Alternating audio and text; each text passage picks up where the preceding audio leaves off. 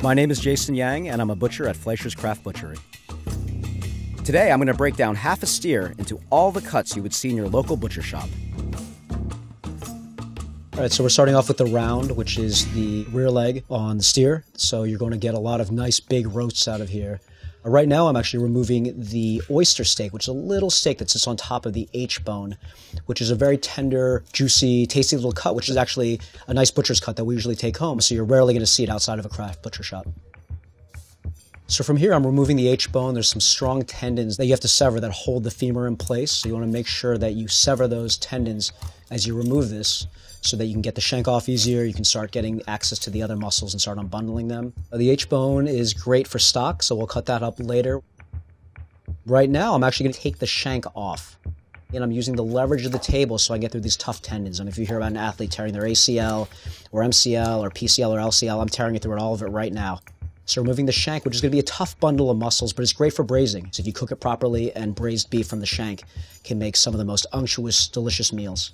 So now we can start unbundling the four muscles that we're looking at. We're looking at our top round, we have our knuckle, we have our eye round, and the bottom round. And you're going to see that this is interesting because it's all seams. We could actually seam the muscles apart. Right now I'm kind of pulling the cap, which is a muscle that sits on top of the top round.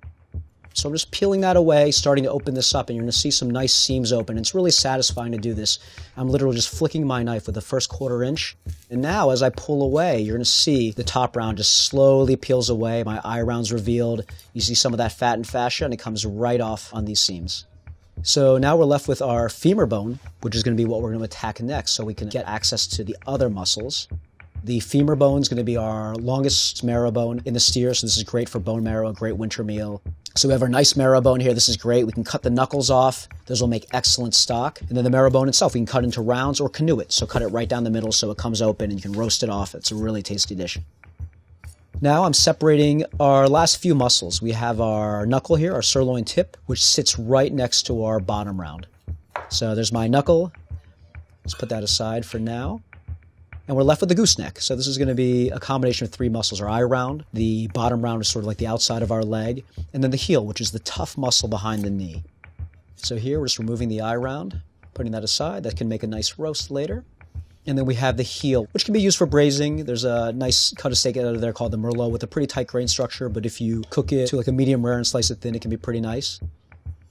So now we have our bottom round, which is going to be a little bit more tender, but the whole shape is really nice for roast beef. So when you're cleaning these parts, and we're cleaning some round parts right now, I'm cleaning the top round, I'm really cleaning this off so we're getting to what we're going to be selling as steaks.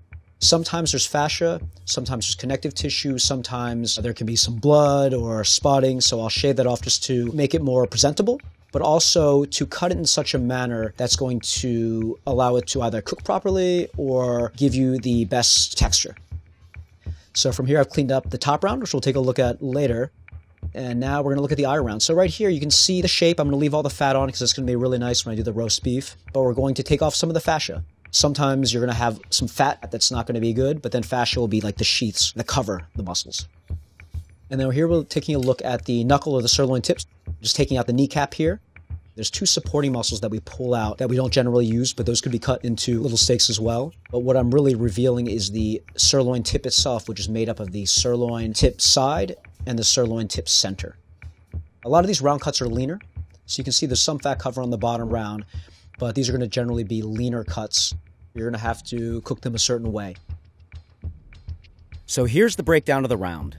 Now I'm going to cut these down even further into the cuts you'd see at the butcher shop. Here we have our sirloin tip. So I'm just going to cut some nice sirloin tip steaks here. This is also called the knuckle. This is a nice flavorful steak, a little bit more texture, a little bit chewier, but definitely a very tasty steak. We also have our eye round, which I think makes an excellent little small roast beef. Muscles aren't shaped the way we necessarily want them to be, but when you tie them up into a uniform shape, they're going to cook more evenly.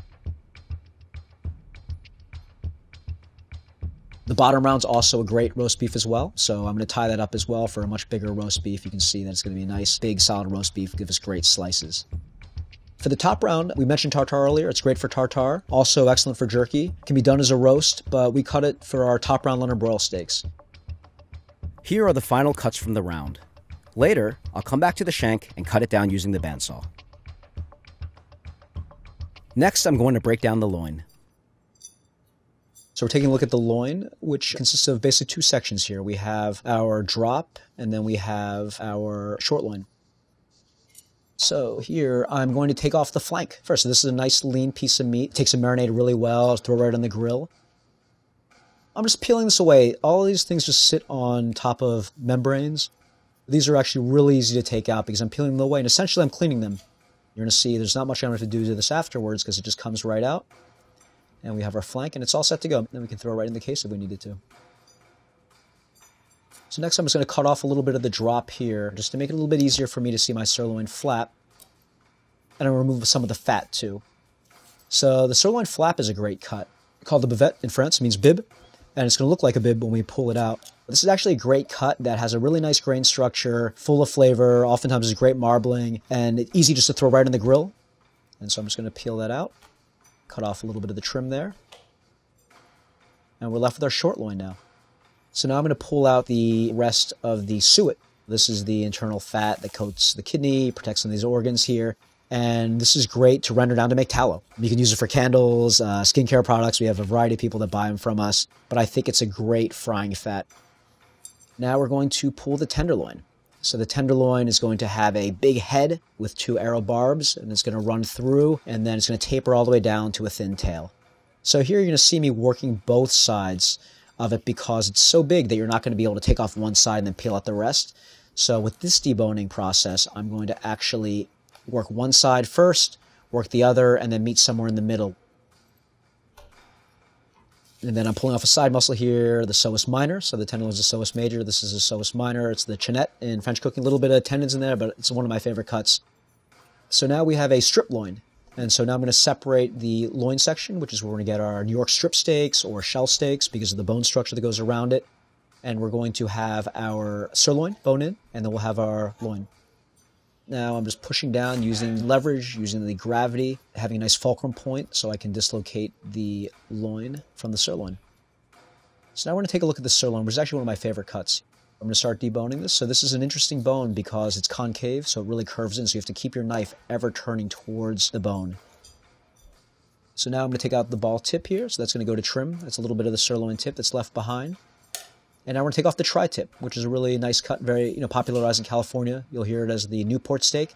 This is about a pound, pound and a half. It's excellent for grilling, throw around on the grill. Texas, they smoke them. And then now we have our top sirloin. So here's the breakdown of the loin. Now I'm going to cut these down even further into butcher shop ready cuts. So here we're going to hand cut some New York strip steaks.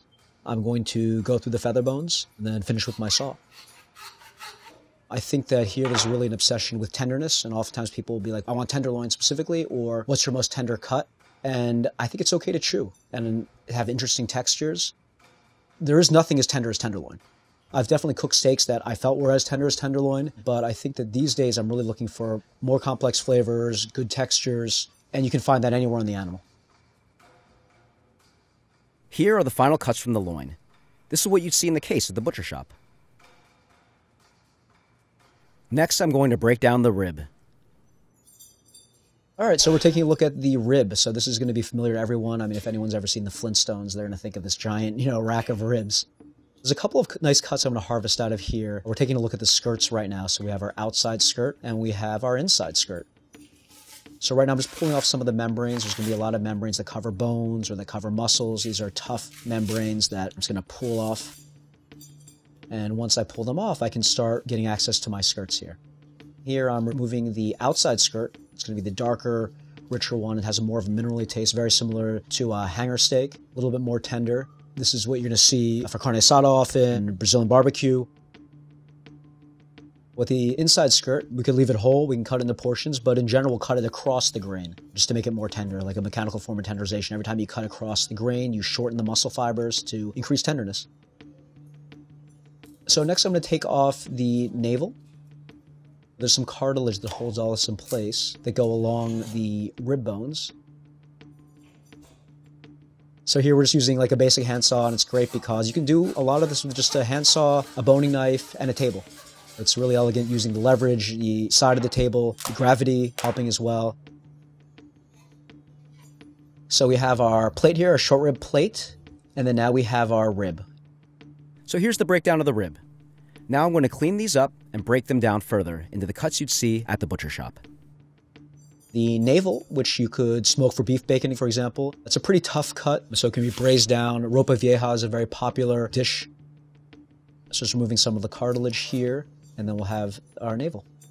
Right now, I'm just cleaning some of the membranes off of the skirt steaks. You know, inside skirt and outside skirt, I want to get rid of some of the tough fascia, but I want to leave some of the fat on too, because I think some of the fat on there is nice. It doesn't have to be completely barren of fat. And then for the rib, I'm going to actually hand shine the rib here. I'm basically lining up my saw so I can get through the spine there, and I'm cutting through so I can eventually cut through the steaks by hand. And in this case, I'm going to take the chine and the feather bones all off at once. So there's going to be some lifter meat that's going to sit on the outside of the steer, so this is going to be tough. So I'm going to pull this off. And then I'm going to hand cut steaks now. Now that the chine's gone and the feather bones are gone, we're going to hand cut some nice ribeyes. These are the final cuts from the rib. Later, I'll come back to the short rib plate and cut it down using the bandsaw. Next, I'm going to break down the chuck. All right, so this is, to me, the most interesting cut. Just because there's so much you can pull out of here, so many flavors, so many textures. I'm taking off a little bit of the sweetbreads here that were left behind by the slaughterhouse. Really tasty, the best chicken nuggets you'll ever have. I'm essentially going to saw off the upper shoulder and neck all in one piece. I like doing it this way so I can decide what I want to do with that big bone-in piece later, and it gives me access to a lot of the other items. So I'm going to start peeling this away. And you can see I'm using the edge of the table. I'm going to hang this off the edge of the table so I get tight on the bone, and the chuck's going to counterbalance the entire shoulder so I can start pulling away this little cap that sits on top. And then we have our entire chuck and neck together, bone in. Now there's going to be another short rib plate I'm going to remove. These are the first 5 ribs, and these are actually going to be meatier. So from here, I'm just going to cut across the top rib and start to peel this away. So take that off. I can saw off the breastbone. It's going to be great for stock. So this is going to be our chuck rib plate. This is going to be meatier, have a better ratio of meat to bone. So now that I've taken off the short rib plate, I have access to the brisket. I can peel the brisket away here. I'm going to remove some of this fat around the neck just so I can see the seams of the brisket. So here I'm going to find a seam almost kind of like at the armpit. The brisket's going to wrap right here on the shoulder clot on the triceps. And I'm just going to find that little armpit seam and just seam this guy off. And now I can pull away, and it's a very satisfying seam just to roll the pectoral muscle off. So the brisket's coming right off. And then we have our complete brisket.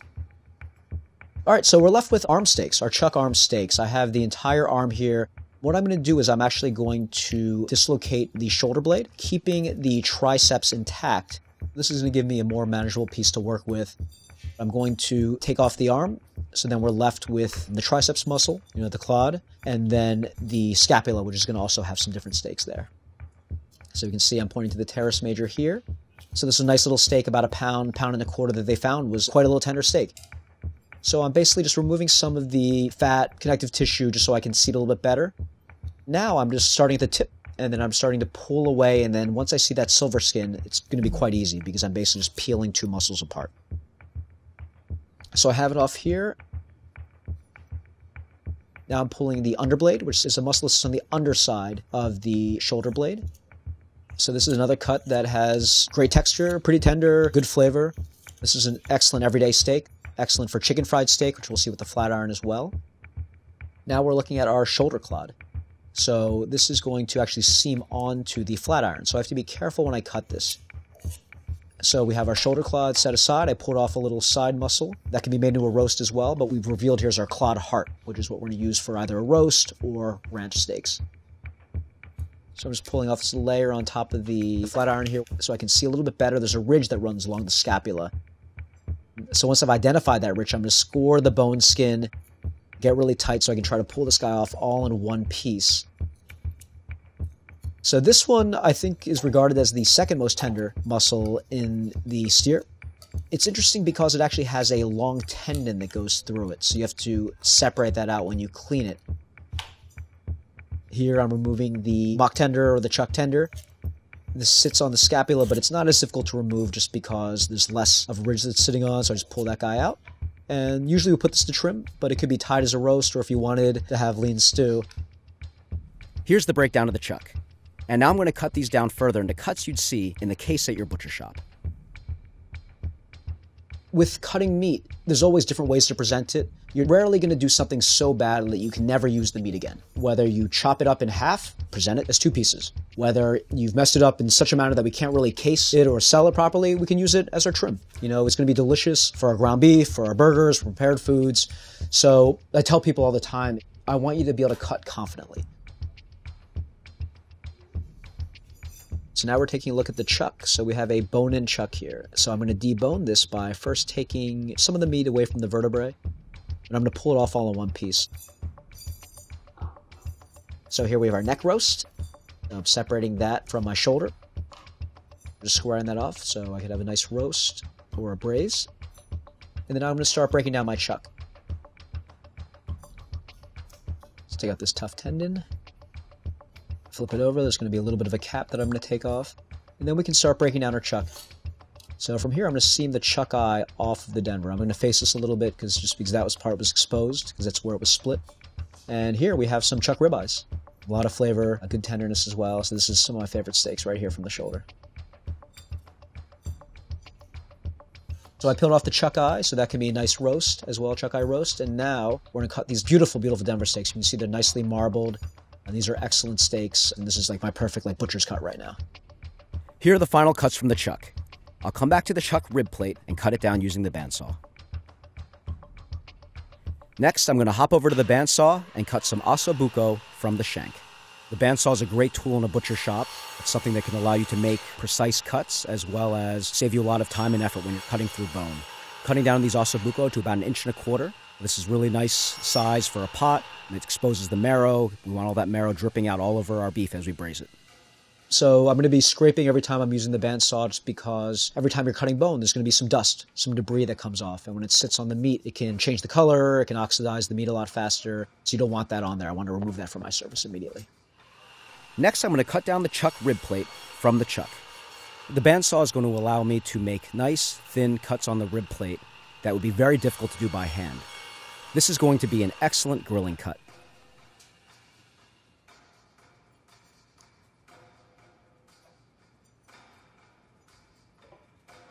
And now I'm going to cut down the short rib plate from the rib. So here I'm cutting the English cut short ribs. I can either do blocks of 2 inches or 4 inches. These will be excellent for a braise. And here are the final cuts from the bandsaw. And finally, these are all the cuts you get from a side of beef.